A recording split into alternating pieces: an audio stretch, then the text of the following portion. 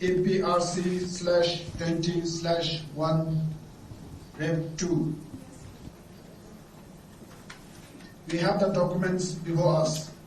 I convene the conference by virtual means in light of the exceptional organization and the rules of procedure of the Regional Conference for Asia of our virtual session. In accordance with rule, this decision would be taken on an exceptional basis for the purpose.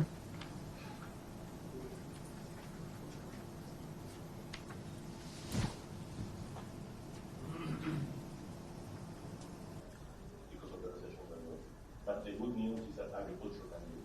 So these are the things that support that we can make this possible. So the hand-in-hand initiative is focusing on giving technical support of FAO, the resources of FAO, to be able to achieve the SDG 2 and SDG 1. Will create what we call FAO, SDG 2, to eliminate hunger from this movement. We all of donor interventions which are due special reference, so that we can locate what they we prioritize. Because budgets are constrained. Today, more than ever, our budgets are extremely, and we need interoperable data that make data from different sources.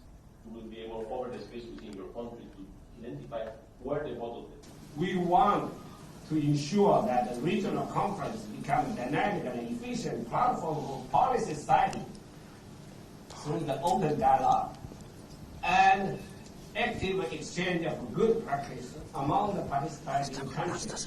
We can better support policymakers across the region in facing common challenges, and also the lesson learned, experience shared. Most important, the regional council needs to be useful for you. And we therefore welcome your advice on how to achieve this, and be it in terms of content or format. Of course. Held earlier this year. Before sharing some thoughts on the issues that this regional conference will focus on, please allow me to convey my appreciation to the Kingdom and people of Bhutan for their offer to host and their engagement in conducting this virtual meeting. The Asia and the Pacific region is home to over half of the world's population and covers about 30% of the global landmass. This puts significant pressure on its natural resource base in a context where undernourishment, climate change, and water scarcity are key challenges.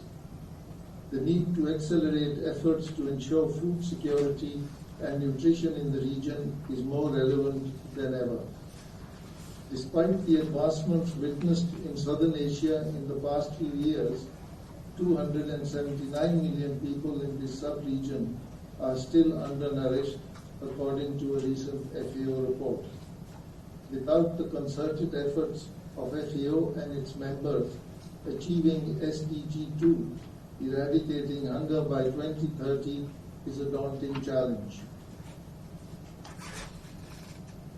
I take this opportunity to remind you of the importance of this conference in directing FAO to provide effective and targeted support to key countries facing key challenges.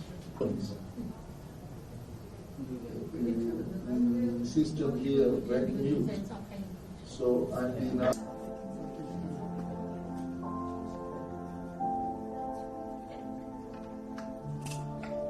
I'm now pleased to give the floor to the delegation from China.